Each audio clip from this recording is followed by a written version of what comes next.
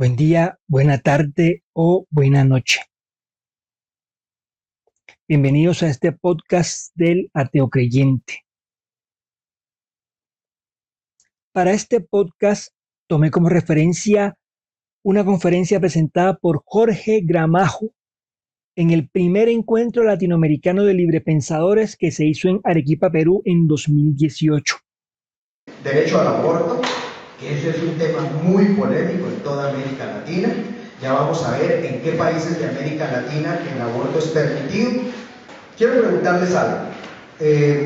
Levanten la mano quienes saben si en su país el aborto es permitido. ¿De qué país sos? Italia. ¿Es permitido el aborto en su país para una persona que, por ejemplo, le falló el plan anticonceptivo? ¿Puede ir y abortar? En Puerto Rico sí, correcto. ¿No hay nadie de Uruguay aquí? ¿De Cuba? En Uruguay sí, en Cuba también. Son los únicos países de Latinoamérica que permiten el aborto. En todos los demás dicen que permiten el aborto. Hoy vamos a hablar de uno de los temas más polémicos de los que se puede hablar en la actualidad. Como dice el título, hablaremos del aborto, o mejor, de la legalización del aborto. Yo pensaba abordar todos los puntos en un solo video, en un solo podcast. Sin embargo, por la gran cantidad de información, he decidido clasificarlos y exponerlos por subtemas, de forma que cada uno de los puntos que he explicado individualmente con total y plena suficiencia, pues dentro de lo posible. Para entrar en calor, escuchemos primeramente algunos argumentos que lanzaban las honorables congresistas españolas, quienes hace un par de años debatían precisamente en el Congreso la aprobación de esta nueva ley pro aborto en España.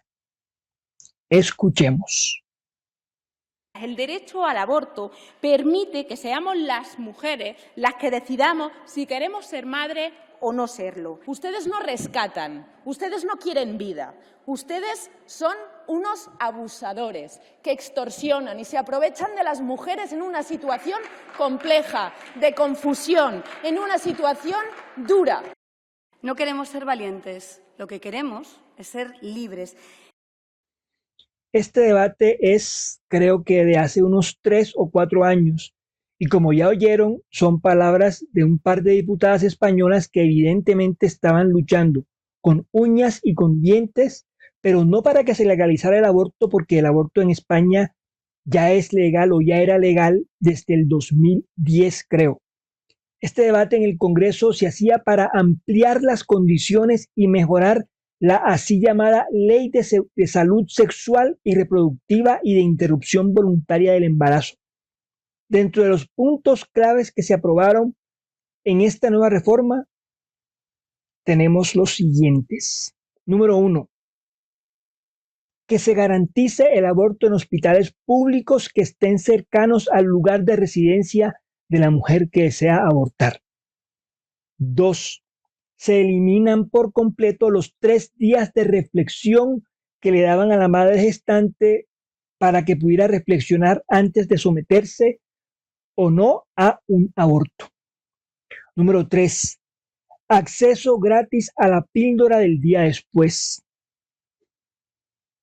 4. punto, que las niñas mayores de 16 años puedan interrumpir su embarazo a voluntad sin tener que consultar a ningún tutor.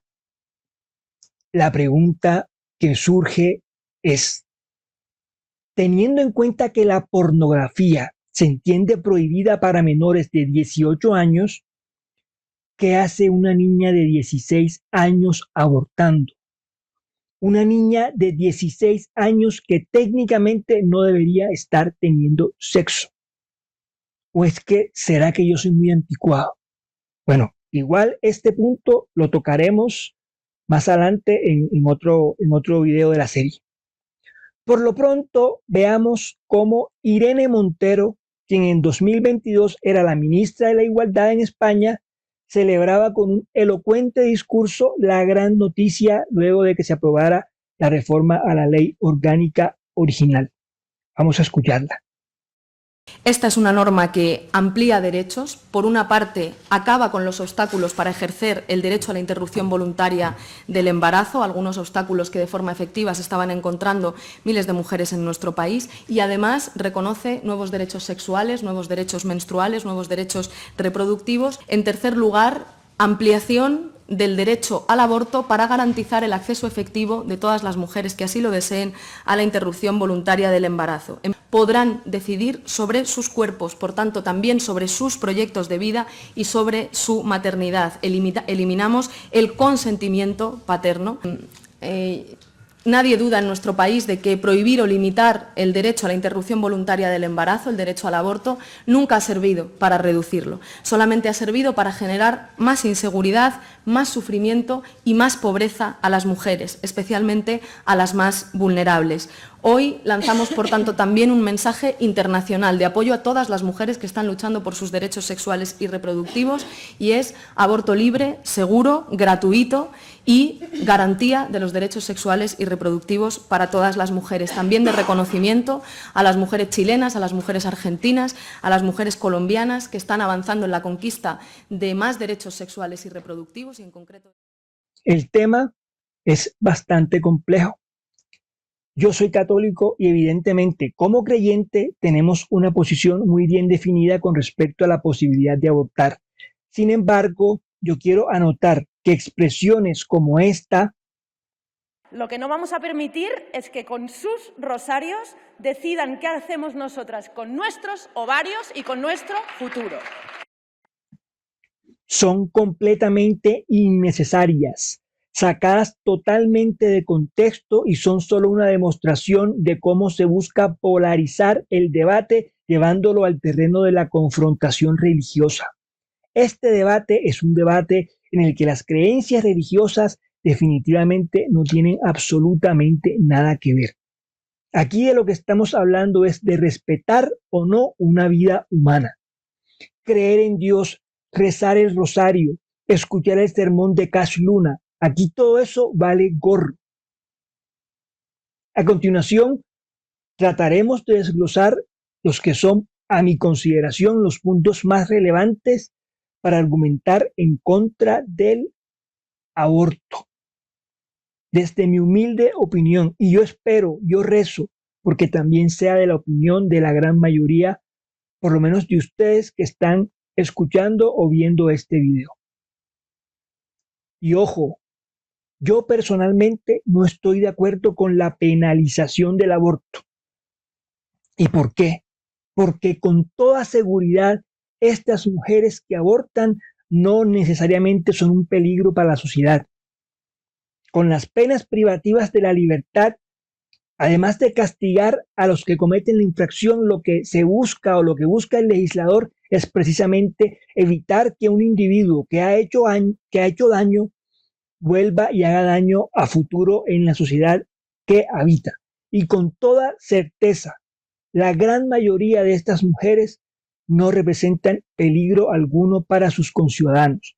Es por eso, y paradójicamente, al igual que tantas otras feministas y progres, también estoy de acuerdo con la despenalización del aborto, porque definitivamente privar de la libertad a estas mujeres que abortan no es la solución.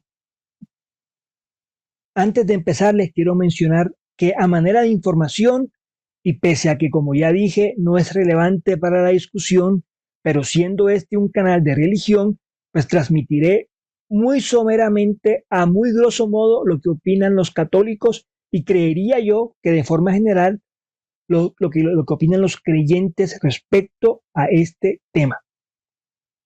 Sin embargo, yo les repito, lo que se juega en este debate no es una creencia religiosa, sino una vida humana. Así que si llegan a opinar, no se limiten a cuestionar mi fe, porque si yo fuera ateo, pensaría exactamente igual a como pienso ahora. Iniciemos entonces con el primer punto que he preparado y que yo identifico como relevante a tener en cuenta en esta discusión.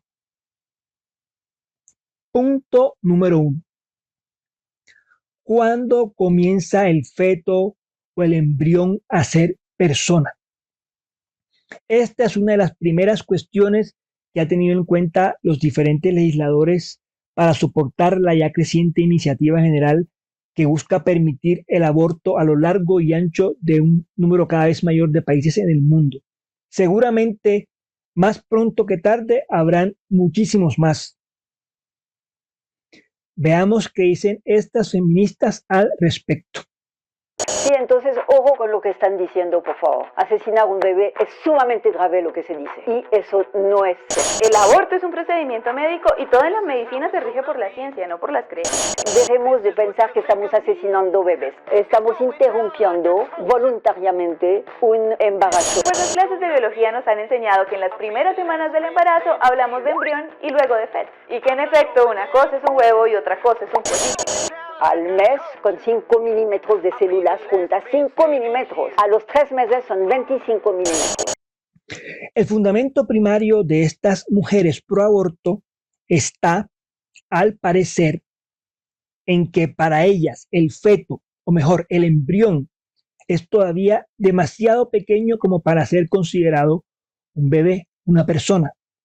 Y por esta razón, como que no es muy relevante o tenerlo o desecharlo. Pero ¿qué dice la ciencia respecto a esto? Tiene la palabra el licenciado Alberto Comblit, que es biólogo. Voy a presentarme por si no me conocen. Yo soy doctor en ciencias químicas y biólogo.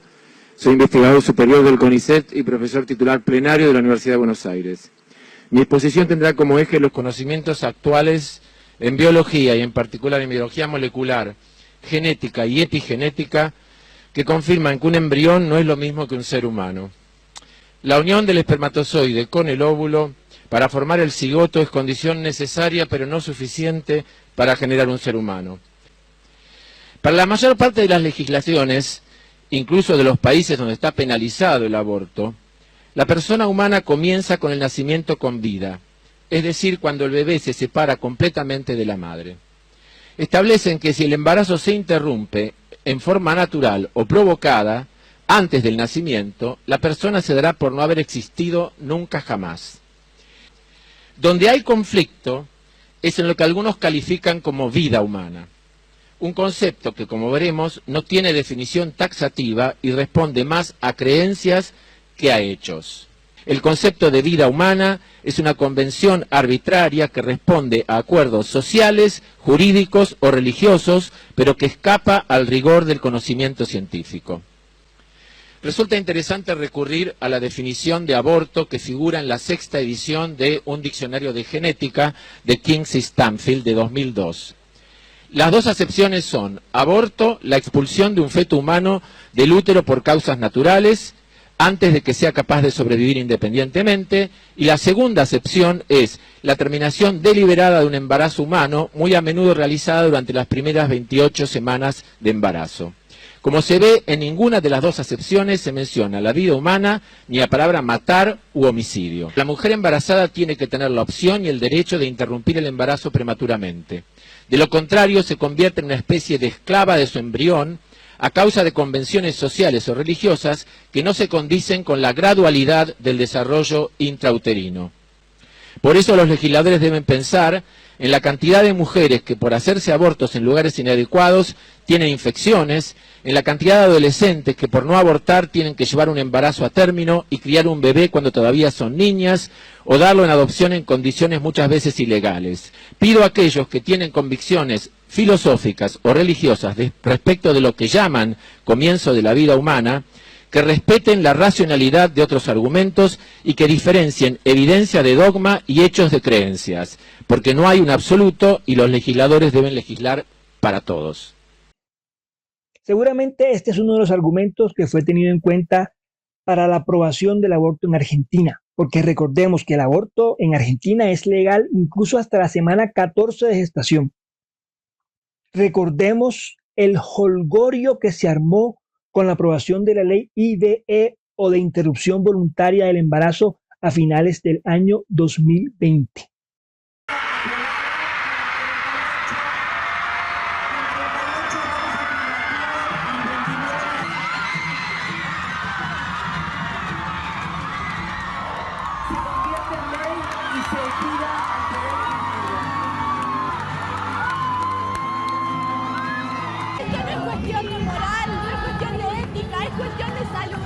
Pero hoy estamos felices, logramos un derecho. Muchas mujeres murieron para que hoy esto sea ley.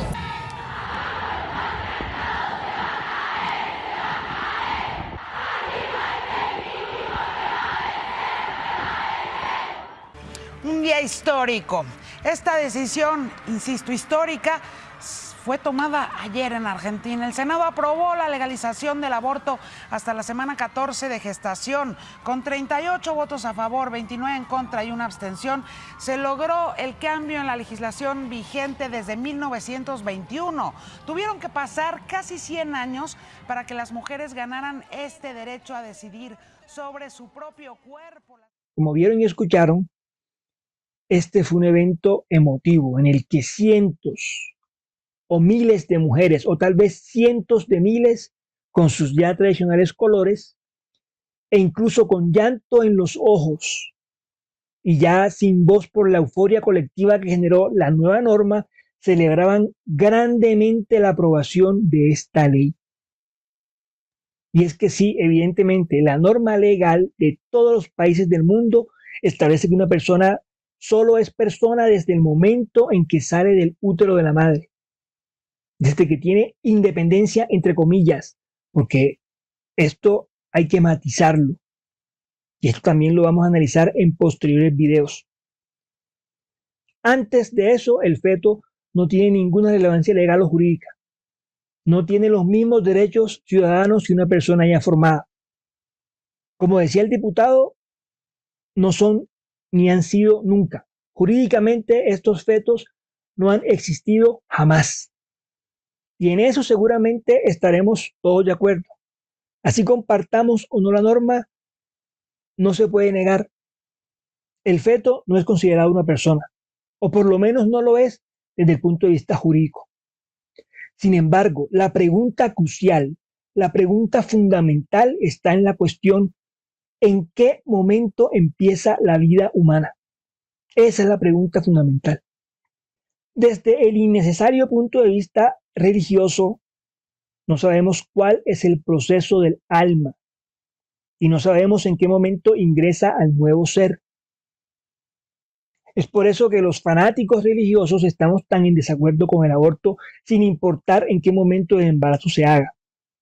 Pero lo cierto es que agnósticos, ateos o cualquiera que asuma que no existe la vida espiritual tampoco conoce el proceso que lleva la existencia humana. Las feministas suelen hablar constantemente de los años o decenas de años de lucha para conseguir este derecho, pero es que obvian que a la naturaleza le llevó miles de millones de años iniciar con esta aventura llamada vida. La mujer que decide abortar destruye en un instante millones de años de evolución, pero de eso no hablan. Pero vamos al fondo de la cosa. En contraposición a la norma pro aborto está la llamada Declaración de los Derechos Humanos, la cual en su artículo 3 reza que todo individuo tiene derecho a la vida por sobre todas las cosas. Esta definición la han copiado todas las legislaciones del mundo. Yo no conozco todavía ninguna constitución que no lo tenga. Por ejemplo, en la Carta Magna de mi país, seguramente muy parecida a la del tuyo, se establece en el título 2, que es el título que habla de los derechos fundamentales del individuo, se establece como primer derecho primordial el derecho a la vida. La norma establece que el derecho a la vida es inviolable y por tal razón no habrá pena de muerte. Ok. Pero si estamos hablando de un embrión, de un grupo de células deformes que no son una persona, técnicamente el aborto no es cegar una vida, porque un grupo de células sin forma no son vida. Veamos qué dice al respecto esta médico mexicana. Mauricio es como llamaremos a un chico de 18 años que nos escribió. Él quiere saber desde qué momento inicia la vida de una nueva persona, pues no le queda claro y quiere que se lo expliquemos. Las células reproductoras masculinas se llaman espermatozoides y las femeninas óvulos. Una vez al mes, la mujer ovula, es decir, que un óvulo sale del ovario. Y en caso de tener relaciones sexuales, este puede ser fecundado por el espermatozoide. De ser así, en este momento inicia la vida de una nueva persona. Esta nueva vida humana, conformada inicialmente por una sola célula, es una persona única e irrepetible y tiene todo su material genético que consta de 46 cromosomas. Asimismo, esta pequeñísima persona de tan solo una célula, llamada cigoto, es autónoma, es decir, que ella sola coordina su crecimiento y desarrollo. La Declaración de los Derechos Humanos establece que el derecho a la vida es inviolable. No se exceptúa ni al feto, ni al embrión, ni a nada. Lo que se busca proteger es la vida humana por encima de cualquier otra consideración. Sin embargo, gracias a los vacíos jurídicos que abundan por todo el mundo y por todos los países, es que en países como Argentina, Cuba o Puerto Rico es legal abortar. Pero miren, Colombia tiene el infame reconocimiento de ser el país donde vio la luz el mayor asesino de niños en la historia de la humanidad. Luis Alfredo Garavito asesinó y torturó a más de 200 niños menores de 15 años. Ni siquiera este monstruo mereció la pena de muerte en mi país. Luego que atrapan a Garavito, él permanece el resto de su vida en prisión hasta que se muere de cáncer. Él permanecía aislado. Los presos no podían tener acceso a Garavito porque seguramente si lo atrapaban, lo asesinaban. A Garavito los guardas antes de darle la comida la probaban para evitar que lo envenenaran. Precisamente porque el derecho a la vida en mi país es inviolable. Entonces, inclusive si eres el peor criminal de la historia de la humanidad, tienes derecho a la vida. Entonces, ¿cómo es que un feto o un embrión, un ser con su propia información genética y con sus propias individualidades, un ser humano en desarrollo, debe ser condenado a la pena de muerte? ¿Cuál es el delito que cometió este ser? ¿Cuál? ¿Acaso la irresponsabilidad sexual de sus padres cuenta como un delito para ser castigado con pena de muerte? Es así, mis queridos amigos y mis queridas amigas, que el aborto es un asesinato, legal o no, es un asesinato. Se asesine a un bebé o a un feto o a un embrión, es un asesinato. A las cosas hay que llamarlas por su nombre y no hay que tratar para sentirnos mejor de hacer parecer que no es así, que no estamos haciendo nada malo. Eliminando la palabra del proceso, entonces no se hace nada malo. Eso es mentira. Quedando claros en este punto, por ejemplo, el aborto en Argentina es un asesinato legal, es una pena de muerte. Pero saben, eso no es lo más triste.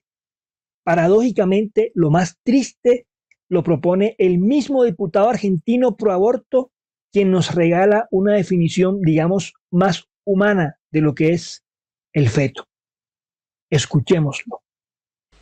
Durante los 9 meses de embarazo, la madre no solo aporta a través del intercambio placentario el oxígeno y los alimentos necesarios para que el embrión progrese, sino también anticuerpos fabricados por ella que protegen al embrión de posibles infecciones.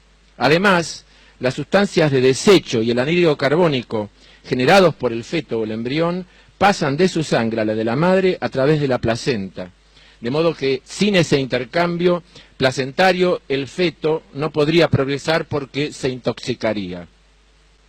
Más recientemente se ha descubierto que las células y órganos del embrión y más tarde del feto sufren cambios epigenéticos durante el embarazo, que son consecuencia de la íntima relación con la madre y sin los cuales el nacido no progresaría. El feto es una persona en formación. Esto tampoco se puede negar.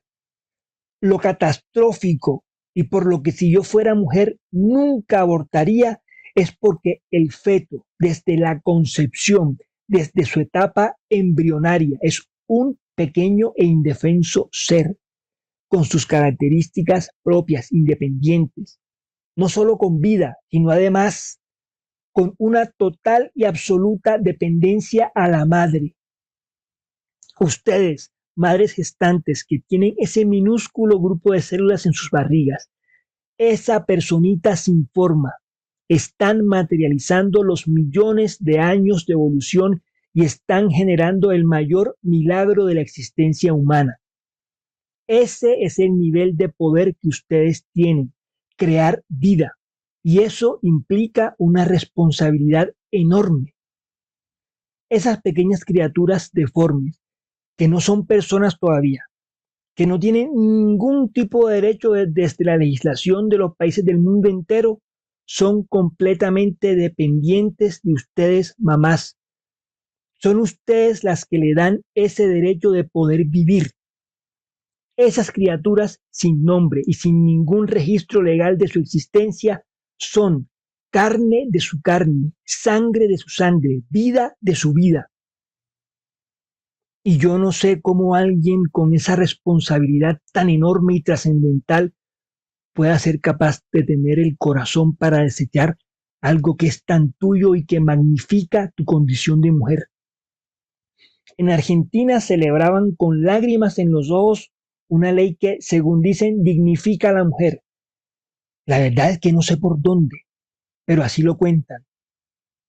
Sin embargo, tristemente, lo que realmente se está promoviendo es completamente todo lo contrario. Transforma a las mujeres de creadoras de vida a hacedoras de muerte. Con la resolución de este primer punto, dejamos el podcast hasta aquí. Hasta una próxima oportunidad. Bendiciones.